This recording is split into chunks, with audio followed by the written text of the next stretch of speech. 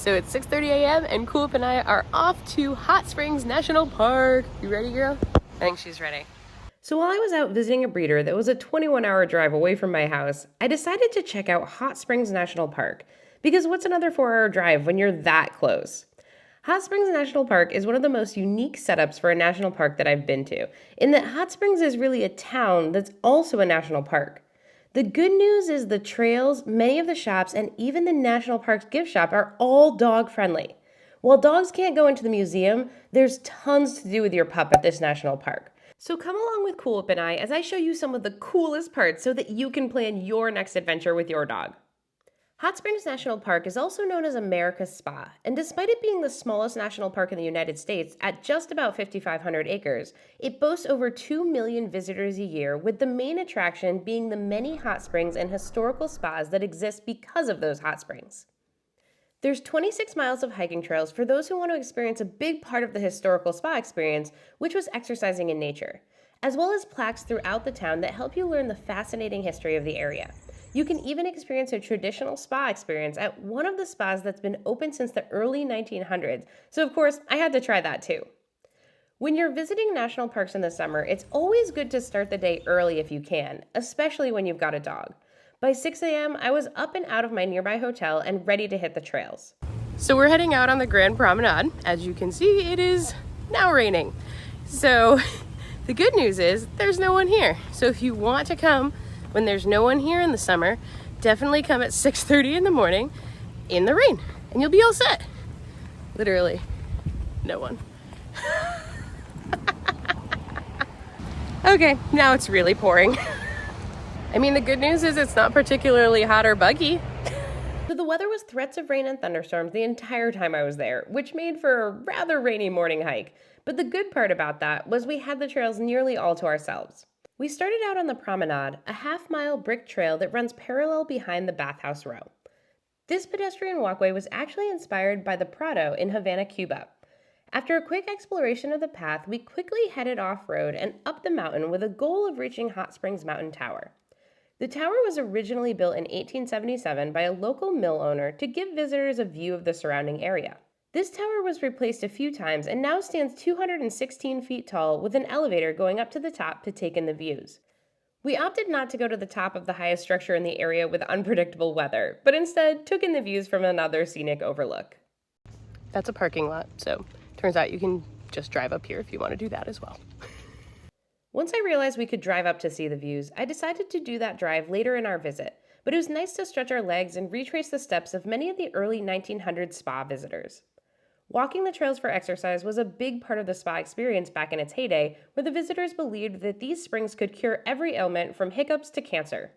Heading back down to Bathhouse Row, I visited some of the different visible hot springs behind the bathhouses. Many have been covered to prevent contamination, but there are several that are available for visitors to view. What's really cool about the park is their free guided audio tour. You're able to learn more about each site by simply going to their website and finding the corresponding number of the site. I loved this feature as I wasn't able to find a human-guided walking tour midweek. After our hike, we filled up my water bottle at one of the public fountains and decided to head into the museum. And hey, if you're enjoying this video so far, I would love for you to head on down and boop that like button. Doing so lets me know that you're enjoying these videos and helps others find the channel. It really helps us out too. And while you're down there, be sure to subscribe. CoolWhip is a service dog, so she was able to accompany me inside of the museum. But for your regular pets, I highly recommend getting lodging at one of the many dog-friendly hotels nearby and leaving them home while you explore this free museum that's located inside one of the historic spas. With many exhibits and levels to explore, we were able to learn more about the opulent buildings that were built around this spa culture. I was most mesmerized by the tiling and stained glass throughout the building. I was also a little surprised by some of the contraptions that were used as part of the spa experience. Little did I know that I'd be experiencing this torture device-looking contraption myself later on. As always, I had to catch the park movie, which is something I try to do at every national park, because it's pretty fun to guess when the movie was filmed based on the clothing the visitors are wearing. After the park, CoolWhip did some people watching while I planned the rest of my day. Because the weather was threatening to turn, I figured this would be a good time to try out the spa experience at the Buckstaff Bathhouse. Not sure what to expect, I decided to bring CoolWhip back to the hotel to hang out there while I was at the spa. It was a good choice as the spa experience was one of the most interesting and bizarre spa experiences I've ever had, and would have been challenging to have a service dog along for, though of course we could have made it work. This experience actually mimicked the same experience a tourist would have had in the early 1900s, complete with a sit in the medieval-looking steam box that I saw at the museum. If you're looking for an unforgettable experience at the park, this might be it. While I was there, I asked about the beautiful tiling throughout the building, and one of the women pointed out some of the tiny imperfections in the patterns. It was fun to spot while I was finishing up my treatment. See if you can spot any tile imperfections here. There's actually a few.